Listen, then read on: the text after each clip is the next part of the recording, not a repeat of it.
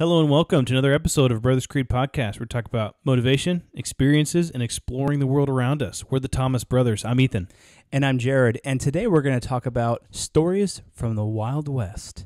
The Wild West is kind of a very romantic period in the American history that has been romanticized in countless films. And I think it's like the shortest period in history that's like been romanticized so much, you know. It's such an interesting piece of American history. I mean, heck, half the foreigners nowadays still think we're all cowboys. I knew a girl once that, this is back when I was working at Goldman. She was from China, but she came over. She said, yeah, my mom was so nervous about me coming to America because she said all Americans carry guns with them, you know, every day. We don't? Like holstered guns, like the Wild West. She's like, watch too many John Wayne movies. Yeah, not like concealed carry, like holstered guns, like exactly. 6 shooters on our hips. Yeah, I'm like, well, you know. I wish, man. You haven't been in Wyoming. And so that was kind of funny. But yeah, so we're going to talk about that today. We have some great stories, some folk heroes, and some bad guys. We're going to talk about just a lot of different things. The Wild West was wild. We're going to talk about some of that today. So let's go ahead and jump in. All right, let's do it. You can't climb the ladder of success with your hands in a pocket. We will not go quietly into the night. They tell me you're a man with true grit. I am the one who knocks. Don't ever tell me what I can't do, ever! That's how winning is done.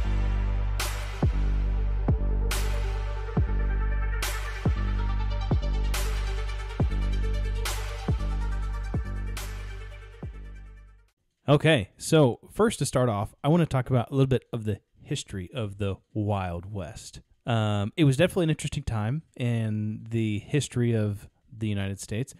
And I'll say United States, but actually it involved a couple different countries. Oh, yeah? So I guess the whole time period of what you would consider like the Wild West was from the mid-1600s, so like 1650s, all the way until 1920. 1650s? Yeah. Really? So this is where it comes in. My impression of the Wild West is it's been about since the 1800s. Well, I guess what do you I don't consider colonialization of the eastern states that necessarily the Wild West. I mean, yes, it is a wild, and like in the term Wild West. This is what west as in west of the Mississippi. So yeah. This is out there. So let's just say so I started that early back because whenever we think about the Wild West, we think about what? Cowboys and Indians, ghost towns. We think about mining towns. We think about the railroad. We think about gunslingers, and we think about all that kind of stuff. Well, the telegraph. Yeah, I mean, we're going to some of that is true. I think all of it's based on truth to a certain extent, but there's some reasons why we all think of that. Post-Civil War, like Hell on Wheels, basically. That's the Wild. Yeah. That movie show Hell on Wheels. Yeah. So basically, let's see. So once the Spanish settlers came and they settled in even conquistadors and stuff like that, they came to South America from Spain, and they settled.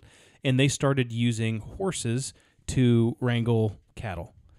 And that tradition, and I say South America, but South America and Central America, right, to now what we know today as Mexico. So once Mexico declared its independence and won its own independence, those Spanish cowboys, I guess we could call them, right, were... vaqueros? Yeah, vaqueros were, that's kind of what that turned into in Mexico. And so Mexico had the vaqueros. But even in 1821, a third of the United States still belonged to Mexico. So we had bought the Louisiana Purchase, I think in 1803 or something like that. In 1821, the Spanish still owned everything from Texas all the way to California and halfway up the country. Yeah. And so what we know as the deserty Southwest was all Mexico. Was all Mexico. Yeah. And so all of that area was the vaqueros, right? These cowboys, these Mexican cowboys. And then as the United States started its you have Westward expansion. You have the gold rush starting to happen in California. You have religious groups traveling across. You have people looking for opportunity and stuff. And so this Western expansion starts to happen. There's some wars intermingled in there with the Spanish-American War and us conquering some of this land back to what we know as the modern-day United States. But a lot of those traditions of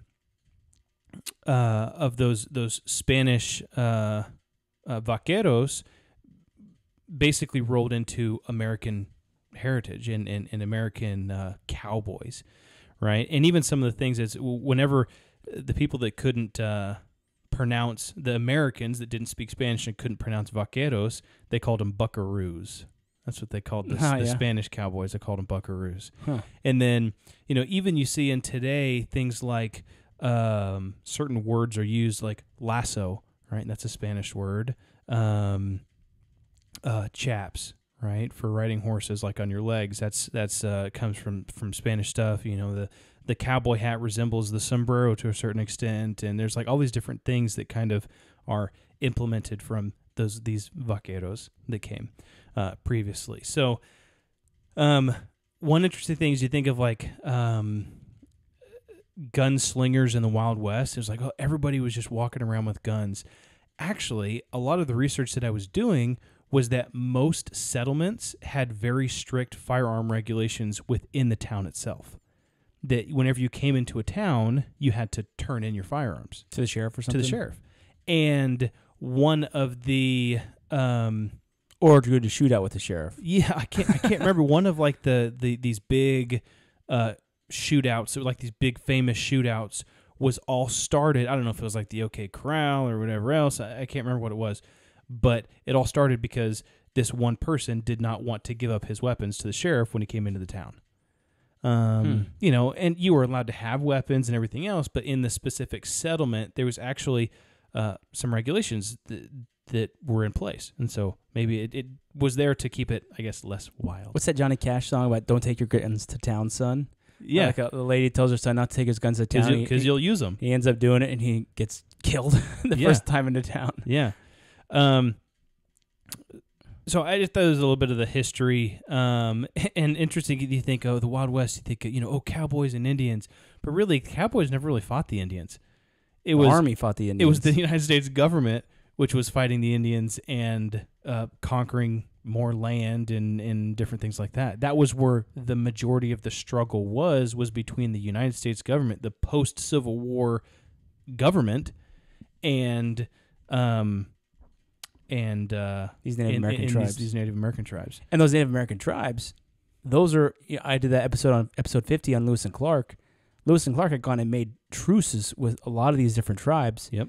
And then at different points, they broke that truce. Yeah, the federal government decided. The federal government did that, and possibly the tribes. I don't know to what extent, but more likely the federal government. And I thought it was interesting. It said that there was two strategies that the U.S. government used in conquering this land. Right? There was, there's a lot of times people say, and maybe this is not going to be the most popular idea, but a lot of people say, the white man took the land from the Indians. Well, I mean, the Native American tribes were constantly battling and warring with each other anyway. And so they were constantly taking and conquering land and taking slaves from other tribes and everything else and killing each other. And so what happened was somebody who was bigger and stronger and who had weapons, more sophisticated weapons, came in and ended up taking everybody. Yeah, but they have skinwalkers. Yeah, we talked about that before. And so it's not so much that the big bad white man came in. I mean, we were just the strongest that came in. They were all warring and feuding with each other anyway. Yeah. But one of the strategies, I thought this was really interesting, that the U.S. government used was, number one, was to shoot the people, right, in battle and conquering these people. And the second, what do you mean shoot the people? Like battles, like take over their land, like push them out, force them out with battle. Oh, okay. So shoot people. And the second was shoot their food. And So they slaughter all the buffalo. So the mass majority of Native Americans in the specific areas or out west were they made their entire livelihoods off of the buffalo, the American buffalo. Yeah. And I knew there was a ton of them, but I didn't realize the extent. The bison population in the, I don't know, maybe mid 1800s was 40 million bison. Oh my gosh, that is in the United States. A ton. 40 million. And there's stories of the trains going across the country, and people would just sit in the trains and just shoot these bison off the side of they would just shoot them and just kill them for sport, you know?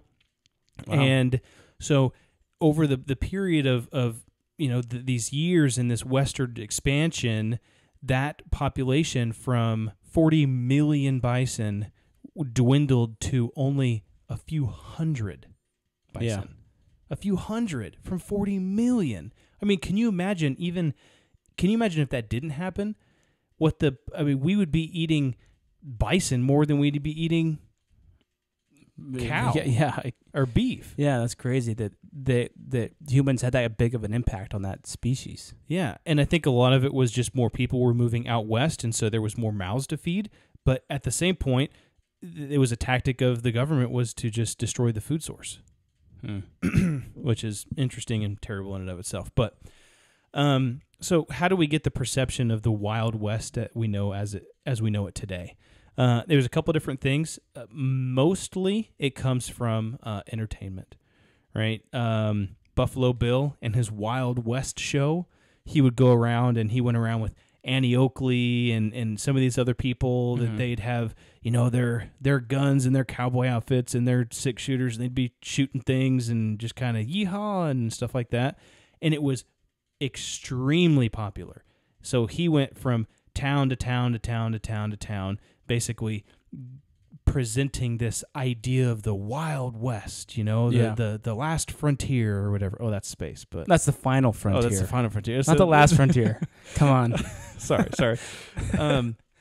And then, we went into the 1900s, and really kind of like the early to mid 1900s, that converted and it started going into film, right? They started idolizing the cowboy in films. You have like John Wayne, the ultimate cowboy, and then it kind of grew into Clint Eastwood and The Good, the Bad, and the Ugly, right? And these guys are just this idealistic life of the cowboy, right? None of those up on the range. Yeah, none of those guys. Yeah. I've seen plenty of those movies. I've never seen them drive any cattle. Yeah, John Wayne probably did. Well, maybe, but it's just interesting how, but that's really kind of where we get a lot of the ideas that we have today was from entertainment. Yeah, it's crazy. So let's talk about some stories from the Wild West. I have this one about, it's a kind of a short one, but it's a crazy story about weird, mob justice, and kind of how barbaric the time was.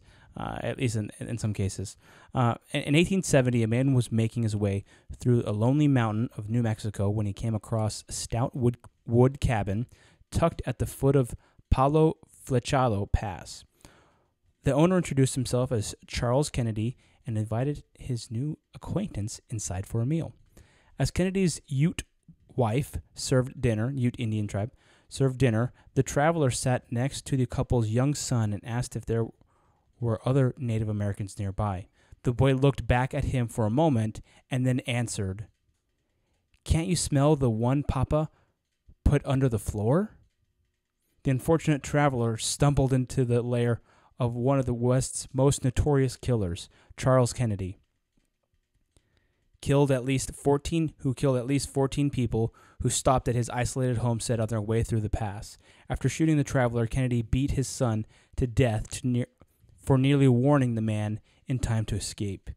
The murder of their son was too much for Kennedy's wife. I guess that's what tipped it over the edge, who slipped out of their house. She was probably held captive too, in her defense.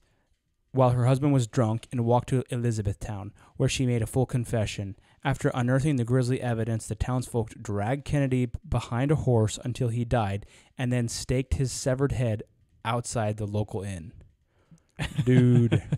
That's like some Game of Thrones stuff right there. Seriously, man. It's like a serial killer from the Wild West. Yeah, it's crazy. So, like, the thing is, like, I wish we could do that to some of these guys now, man. Like that Larry Nassar guy, the guy that, like, molested all those gymnastic girls for years and years and years. Or, like, Epstein, or, heck, there's so many people. Pedophile Island. Bill Clinton, jeez. Oh, jeez. How many times was he 27 times on that Lolita Express to Pedophile Island? Yeah. Can't tell me that's not a coincidence. Yeah. Oh. They'll make it disappear. Yeah. So, let's see. So that was kind of a cool story of just a wild story of, some of the things that happened back then. Still, bad stuff still happens now. And it wasn't like humans were very similar back then. There just was a little bit a little bit more lawlessness. Well, and I think too that there wasn't as many people, number one, and there wasn't as many like law enforcement. And just you think of it, just the distance you had to travel to get anything done was done by either train, horseback, or a horse and buggy, or just walking. And so, I mean, it's hard to do a criminal investigation if it takes weeks just to travel to the place of the scene of the crime. Yeah. And the technology and everything else. And so I think a lot of times the punishments were more barbaric because there was less you could do. They were trying to deter that, making the punishments more severe to help deter it from happening when it did.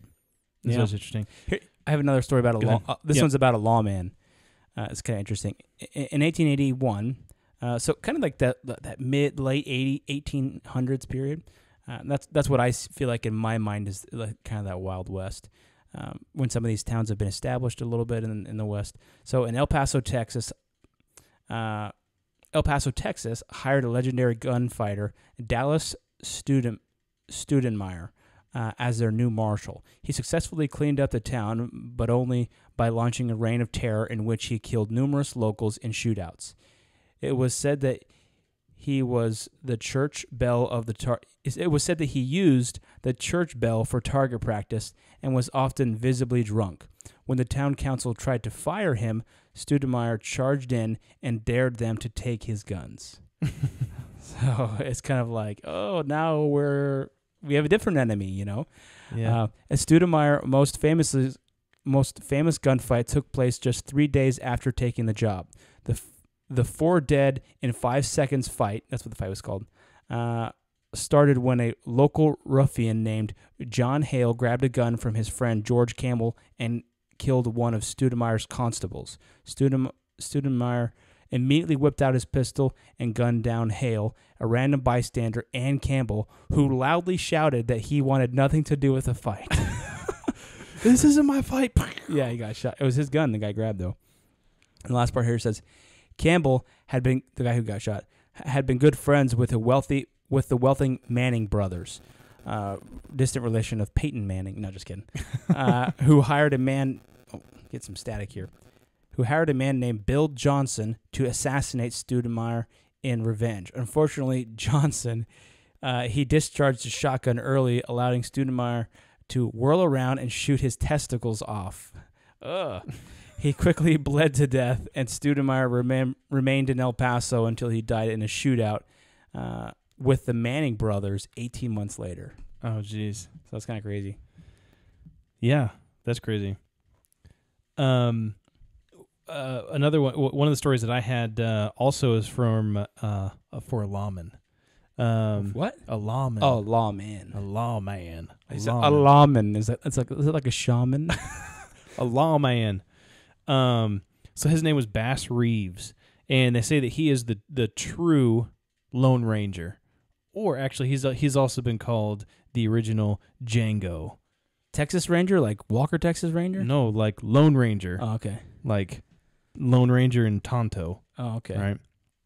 So, he was a little bit of introduction. So he was the first black deputy U.S. Marshal west of the Mississippi River. He worked mostly in Arkansas and Oklahoma Territory. During his 32-year career as deputy marshal, he was responsible for arresting over 3,000 felons and killing 14 men without being shot once. That's without a ever being storied shot. career. Yeah. And so a little bit about his early life. He was born into slavery in Arkansas in 1838. When the Civil War came around, his enslaver, right, his master went and fought for the Confederate side, and he went as well and fought as well. But it's interesting. It says after the story goes that that Bass Reeves and George Reeves, who was his master, had an altercation over a card game that they were playing. Bass severely beat his enslaver and fled into the Indian Territory, where he lived among the Cherokee, Cree, and Seminoles. Bass stayed with the Native American tribes for a while and learned their languages until he was freed by the abolishment of slavery in 1865. So he brought some of the most dangerous criminals of the time, and this was late 1800s, kind of like the same time frame as you were saying. So 1860s, 70s. He was never wounded, despite having had his hat and his belt shot off on 2 separate occasions. Dang! Imagine having your belt shot off. I mean, it's like that was close, man. Yeah, exactly. Glad I've been wearing that Texas belt buckle. Yeah, seriously, and having his hat shot off. So in addition to being a marksman with a rifle and a revolver, he was also an extremely superior detective. He had really good detective skills that he used throughout his whole career, and he was really well known for not just his fighting acumen, but his smarts as well and his detective nature. Cool. So a couple of accounts of different encounters that he had with some of these ruffians that or these felons that he was bringing in. So in 1882, an account suggests that Reeves arrested Belle Starr, who was an outlaw and a horse thief, after she turned herself in when she heard that the legendary Reeves was looking for her. She's just like, his reputation preceded himself. I turned myself in. She's just like, she heard that he was looking for her. She's like, I'm done. In 1889, Reeves was pursuing Tom Story, the Tom Story gang. And so it was like this gang of, a couple of different people that were going, and they were robbing banks and trains and different things like that. And they were stealing horses and had a huge operation.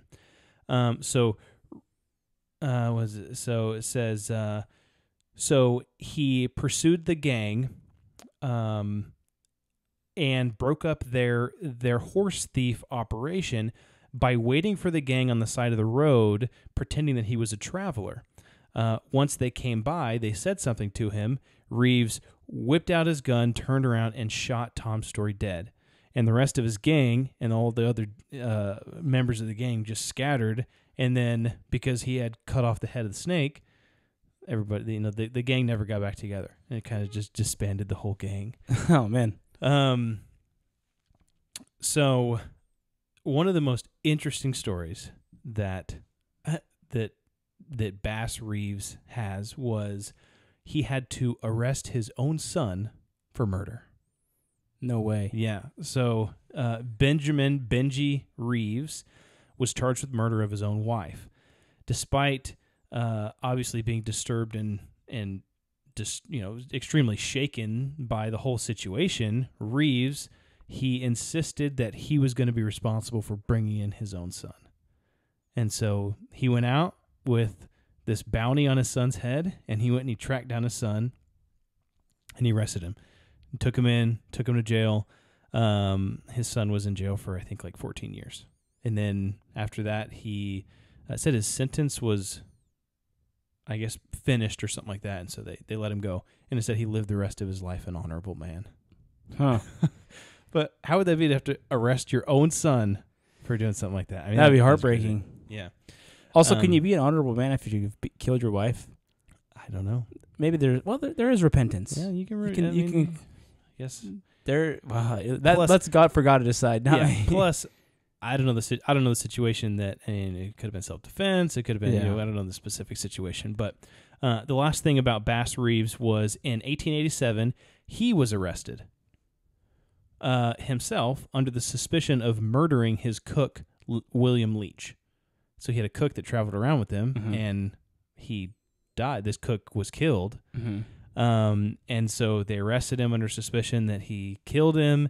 And Reeves actually went up and testified that the whole thing the death was accidental. He was cleaning his gun next to the fire one night, and they were just sitting around the fire, and he was cleaning it, and it discharged, it went off, and it shot across the fire and shot his cook. Oh my gosh, that's so convenient. I mean, but the thing I is, shot right between the eyes while I was just cleaning my gun, and right between his eyes. Yeah, but it was crazy, and I think they were good friends too. I mean, they'd been together for a long time and stuff, and so actually, after all the testimony and everything happened, he was acquitted of all charges. Oh wow, Interestingly enough, so Reeves died in 1910 of Bright's disease at the age of 72. I don't know what Bright's disease is. Look it up and let us know. 1972, is that what you said? No, he was 72 years old. Oh. And he died in 1910. Okay. Yeah. Wow. But I mean, what a life. I mean, that's just he was a U.S. deputy marshal and just roamed around all the territories in the Wild West from town to town to town with, I don't know, I envision like these wanted posters, right, of like drawings of people, and he's just like, going around and... It's like the Mandalorian. Yeah. yeah, really. Yeah. I mean, he's just Except like... for he's a deputy marshal, though. Yeah, he's just... He probably doesn't get the bounties paid out. I don't know. Marshals don't get the bounties, I don't think. Yeah, probably not. But, there was at one point where he kind of settled down and he became a police officer in a more settled town whenever he was older. But then he ended up getting sick and had to retire from that. But just cool guy. Cool. I have two other stories, but I want to share kind of the bigger one first, and then I'll share the last one. So this one is about an American legend named Porter Rockwell. So Porter Rockwell was he's basically one of the OG legends of the Wild West. He inspired American frontiersmen like Wild Bill Hickok and also Buffalo Bill. He's quoted in a Western by John Wayne for famously saying, "I never killed anyone who didn't need killing." And that was one of Porter Rockwell's Sounds quotes. about right. Rockwell killed many men as a gunfighter, a religious enforcer, and a deputy United States Marshal as well.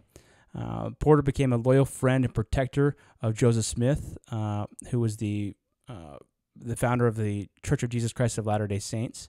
And the leader for a time until he was killed himself. And they were actually childhood friends. Joseph Smith was 6 years older than he was, childhood friends, and they went from New York to Nauvoo and then to Missouri, and then Porter ended up continuing on with the Latter-day Saints all the way over to Utah when they went west in that, and then he lived out the rest of his days in Utah.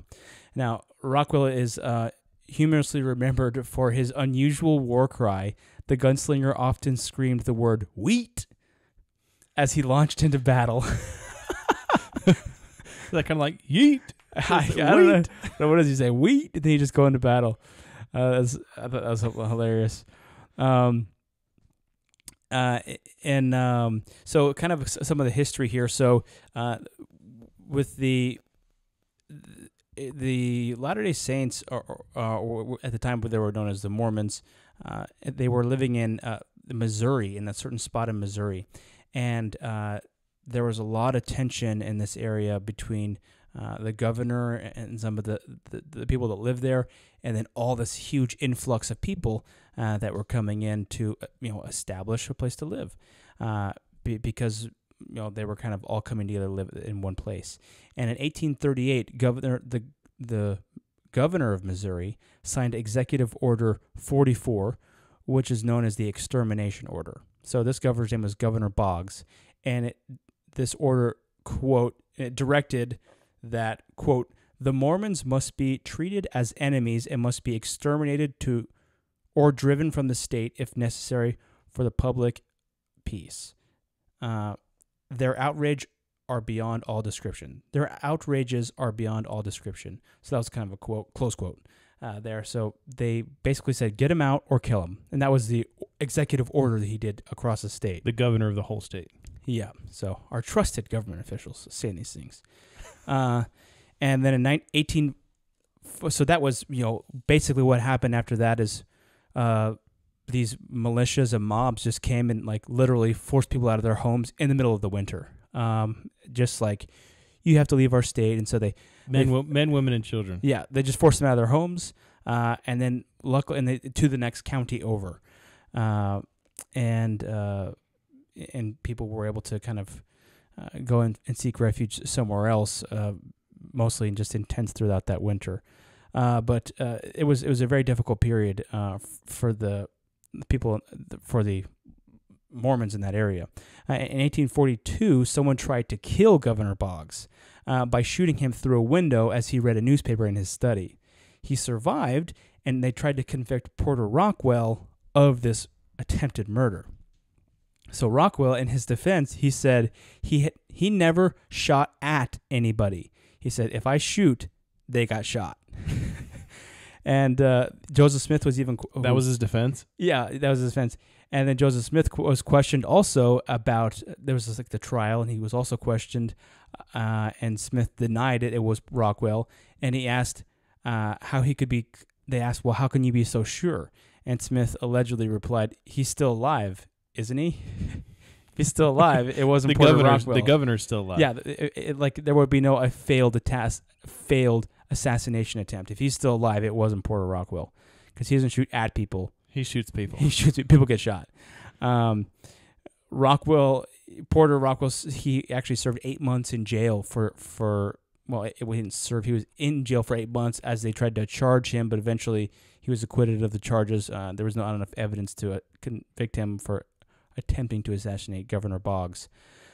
So after this, Porter's released from jail. He actually walked most of the way to Nauvoo, Illinois. He arrived at Joseph Smith's house on Christmas Day, 1843. As Joseph Smith and his friends were having a supper party during the festivities, Joseph recounted later, a man with long hair and falling over his shoulders, apparently drunk, came in and acted like a Missourian, so obviously some of the enemies. I requested the captain of the police to put him out the door. A scuffle ensued, and to my great surprise and joy untold, I discovered it was my long, tired, warm, and cruelly persecuted friend, Orrin Porter Rockwell. And so, at that time, Joseph Smith threw his arms around him and, embraced his childhood friend who had been loyal to him. And at that time, Joseph Smith, within the Church of Jesus Christ of Latter-day Saints, he is a prophet, similar to Noah or Moses, and so that's what the belief is about Joseph Smith. So Joseph Smith made a prophecy about Porter Rockwell, and the prophecy is, he said, I prophesy in the name of the Lord, you, Orrin Porter Rockwell, so long as you shall remain loyal and true to thy faith, need fear no enemy, cut not thy hair, and no bullet or blade can harm thee. So kind of similar. Like the promise of Samson. Exactly, similar to Samson. So Porter Rockwell, he actually did cut his hair once, though, but it was for a good cause. There was a lady that, an older woman that was stricken with typhoid fever, and because of that, she lost all of her hair, and he cut his hair so that she could make a wig.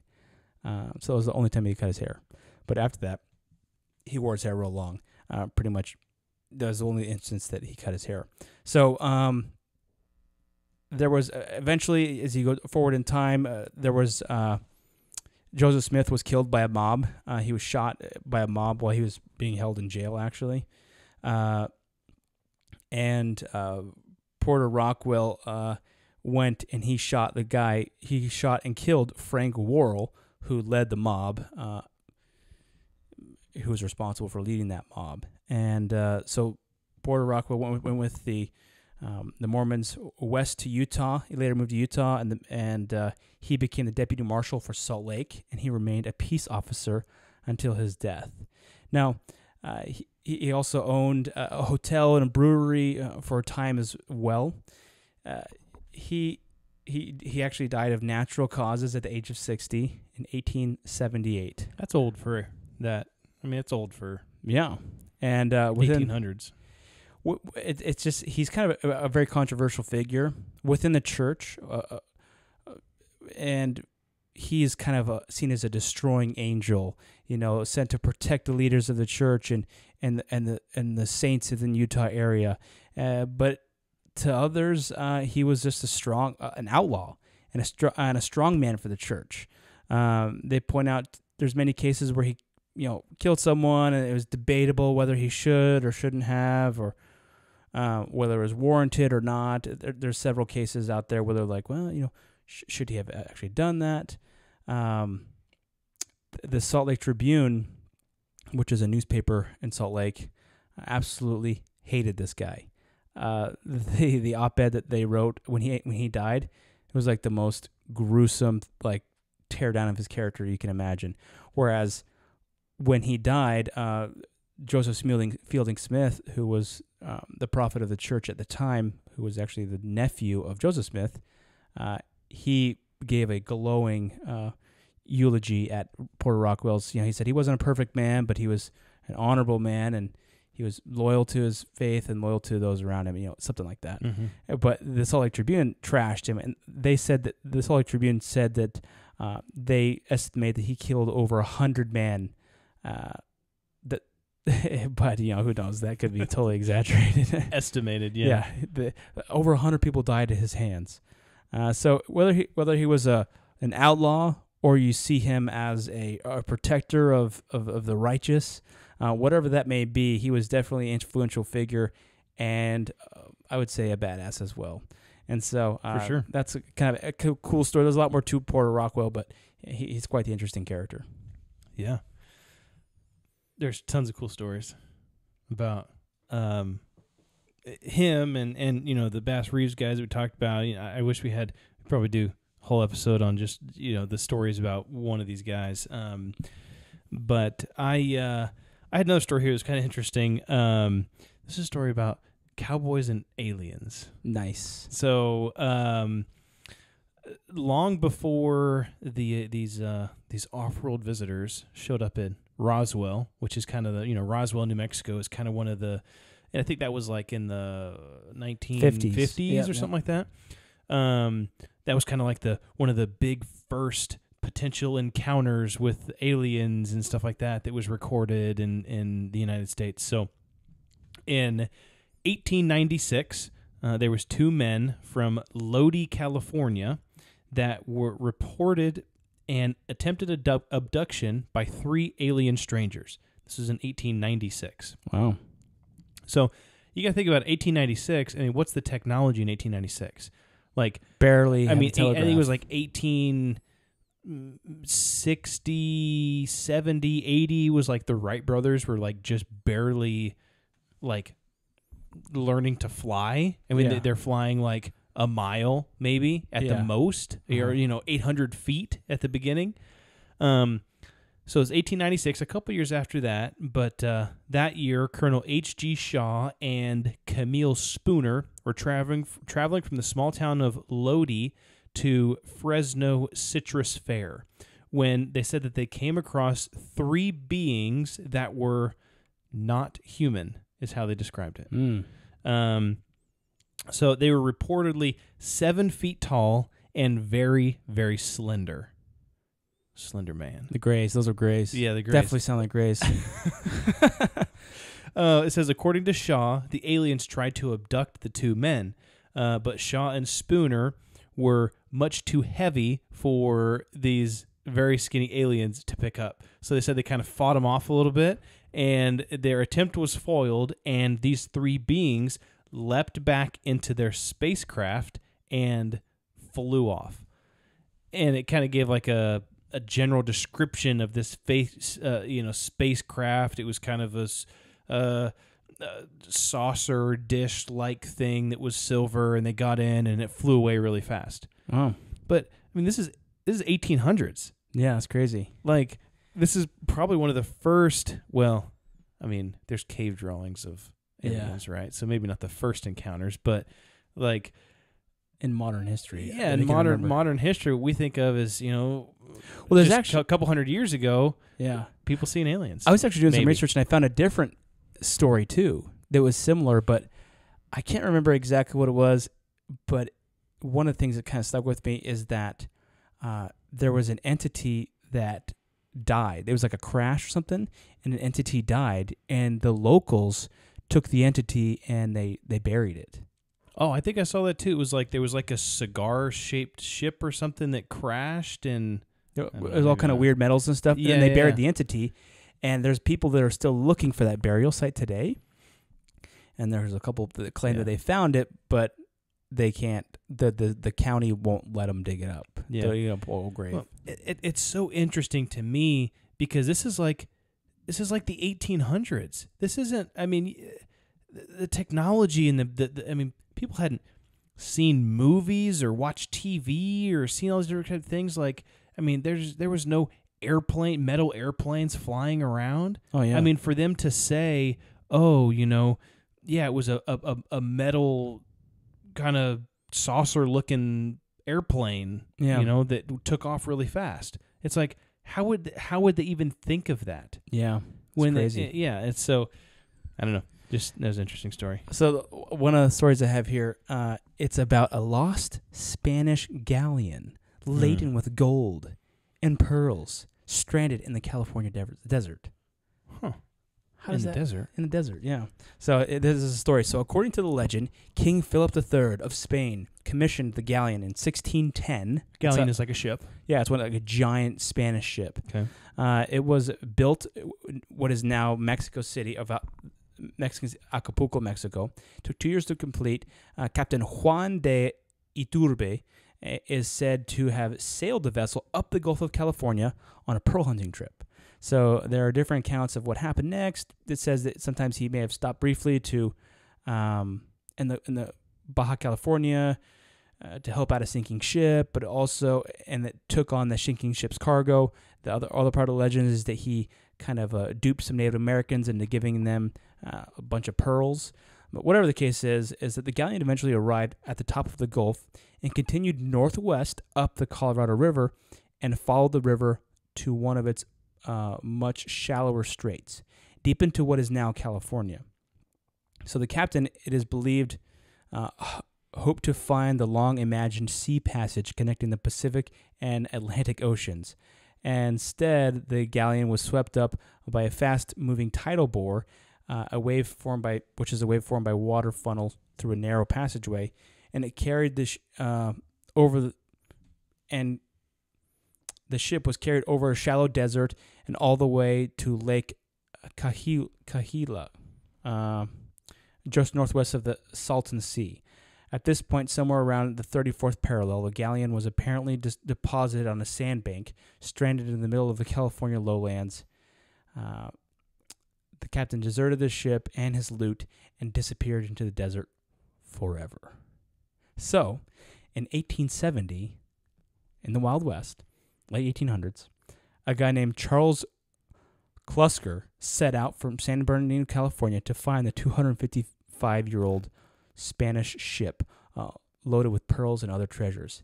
He was a veteran of the American-Mexican War, and he was 60 years old at the time.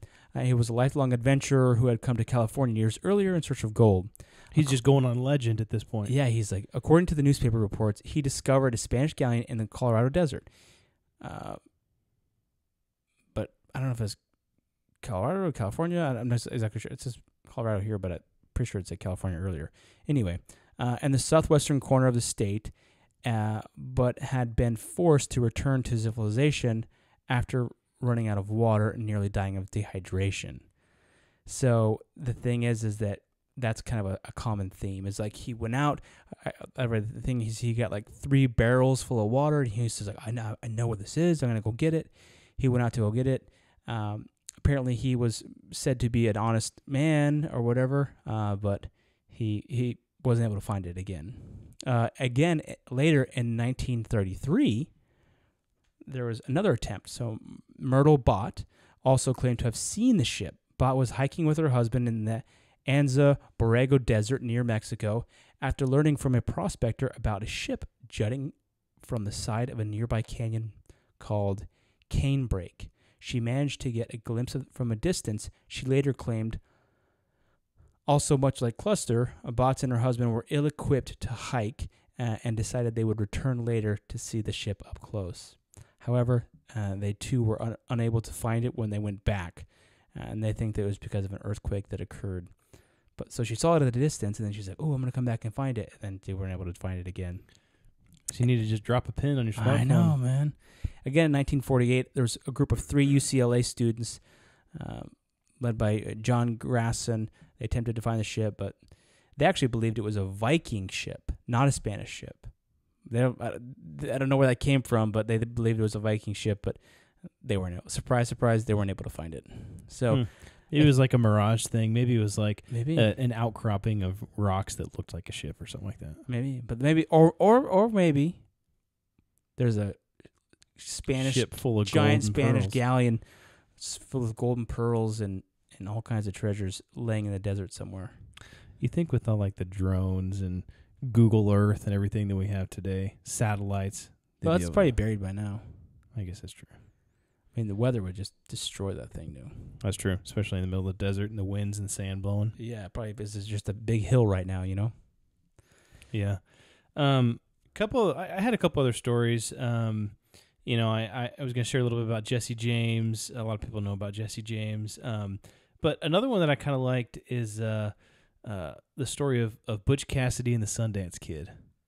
So they made a movie about that, right? I think it was like Robert Redford, I think, was Butch Cassidy. Or it's a good movie. But basically, Robert Leroy Parker was known as Butch Cassidy. And this was in the 1800s. He was a wanted man. Him and his accomplice, Harry Alonzo Longabow, also known as the Sundance Kid, they both together robbed trains, banks, and led a whole posse of criminals that they called the Wild Bunch. Right, so it was like this gang that they had. They led this posse called the Wild Bunch, and there's a bunch of them. They just ran around and robbed trains and banks and different things like that. They were outlaws. So Butch and the Kid, they wreaked havoc most places, kind of all around the West. But this was kind of the northern West. So this was in Idaho, Utah, Wyoming, and then parts of northern New Mexico, excuse me. But the law enforcement at the time were hot on their heels, and they were feeling the heat. I mean, they were getting close to catching them. So they decided to evade law enforcement by fleeing the country.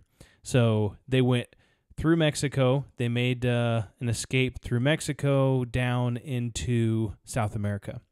And in 1908, they got involved with a shootout with local authorities in Bolivia.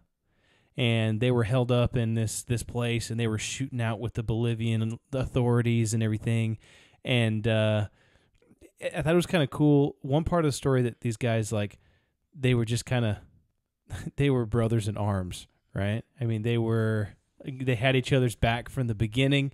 You know, they led this whole posse together. Thick as thieves. Yeah, and then the posse just kind of disbanded or whatever else, but these two guys, they stuck together. Yeah. And they were each other's best friends. They weren't blood brothers, but I'm sure that they felt like it. But so they got in a shootout with the Bolivian authorities, and it is believed that the two men lost their lives in the shootout.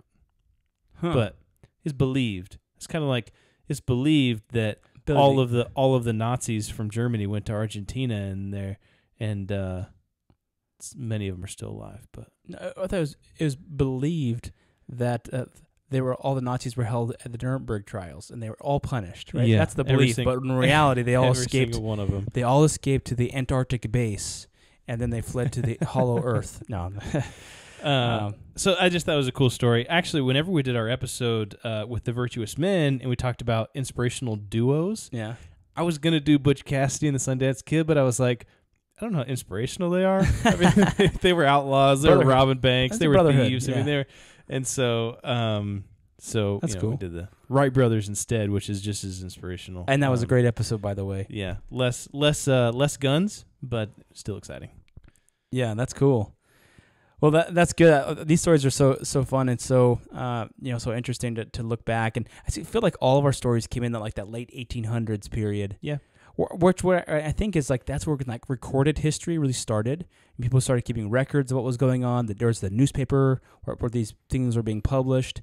But yet it was still wild. Yeah, I think technology was. I mean, with the printing press and telegraphs and trains and everything. I mean, it was just like things were starting to just build. Yeah. And it wasn't so much of, it was still word of mouth, but it was like recorded. Yeah, because some conquistador comes through and massacres an entire village of Indians in 1690 in the Utah desert. Nobody knows what that is. That's not even recorded. So, because he could have massacred the whole village, and there's no one left to tell a tale. The dead men tell no tales, right? So, unless you're a forensic pathologist, then they do. Yeah. So, anyway, this has been a great episode. Thank you guys for listening. This has kind of been a fun one, just exploring tales of the Wild West. If you guys like this episode and you think we should do another one, let us know. We've still got more material, but we like to keep our episodes about 50 minutes, so... Yeah, let us know. Jared and I always enjoy these types of episodes. There's a lot of research that goes into them, but it's fun. Just kind of hear these stories, remember these stories, and it's actually kind of cool because I can kind of whip up some of these stories.